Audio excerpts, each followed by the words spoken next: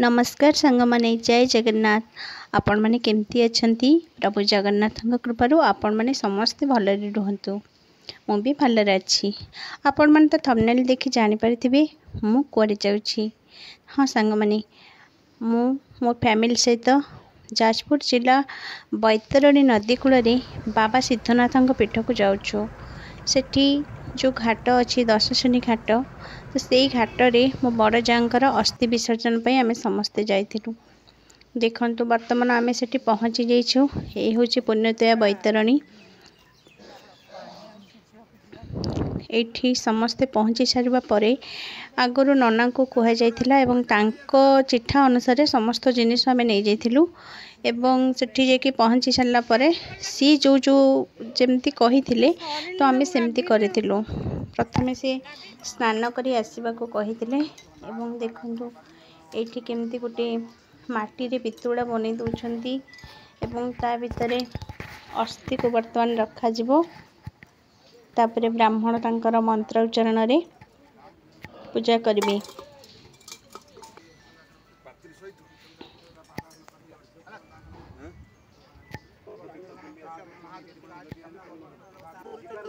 आमे जाइथिलु विसर्जन पई आहुरी भी बहुत लोक एठाको अस्थि विसर्जन करबा को आसंती।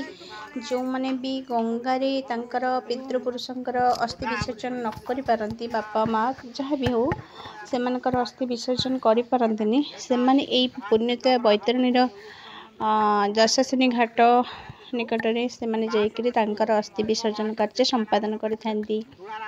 तो गरुड़ पुराण रे लेखा अछि कि जेतेबेले गोटे लोक इहल्ला संवरण करे तो सेतेबेले पितृपुरुष को एही बैतरणी नदी पार हेकरी जमलोक को जीवाक पड़े थाए। तो एठी बहुत पुण्य माने अस्थि विसर्जन कले बहुत पुण्य मिलता है एवं पितृपुरुषों का आत्मा शांति पाई थाए।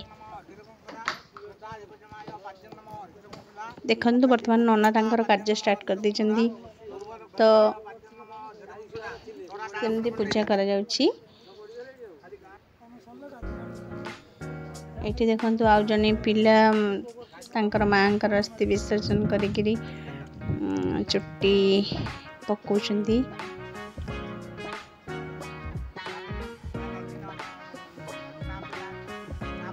एठी कर्म स्टार्ट होची नना तांकर मंत्र उच्चारण करूचंती।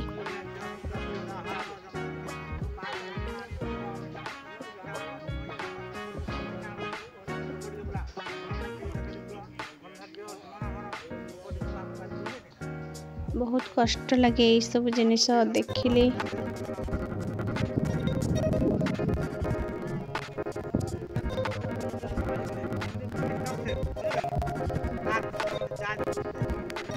कर्म अनुसार से जहाँ जहाँ कहते तो से ही करने को पड़ो।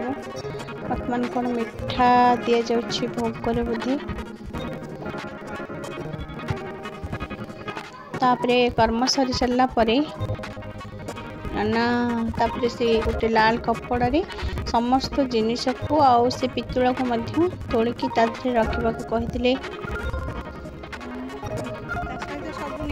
देखते सब से लाल कपड़ा मतलब सब रखा जाउछि जिते जिते फूल और से पितुला सब ही रखा जाउछि।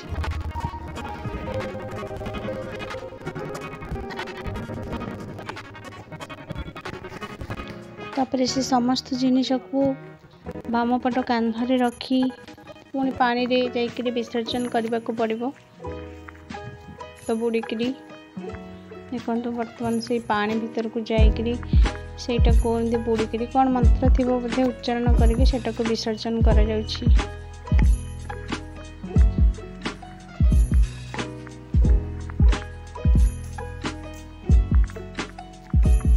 नना भी सांगरे जाइथिले कहूले को भली भाव से अस्थि को विसर्जन करने को पड़ो।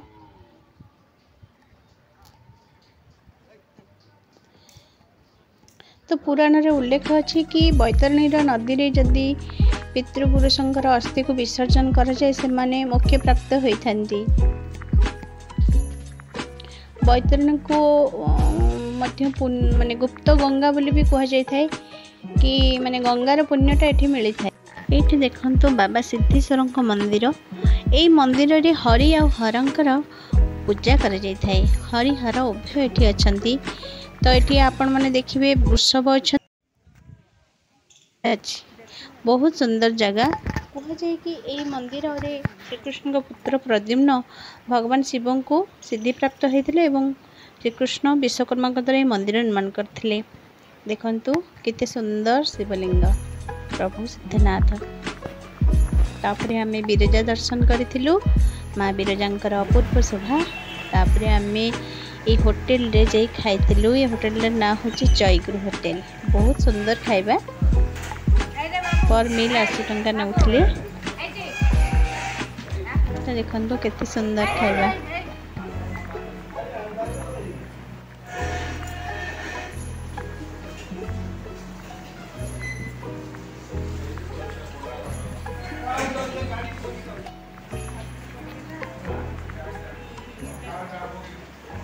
तो भोक भी होता आमको। तो भोक बेले सब जिनस सुंदर लगे। देखो कौन कौन खाइलु।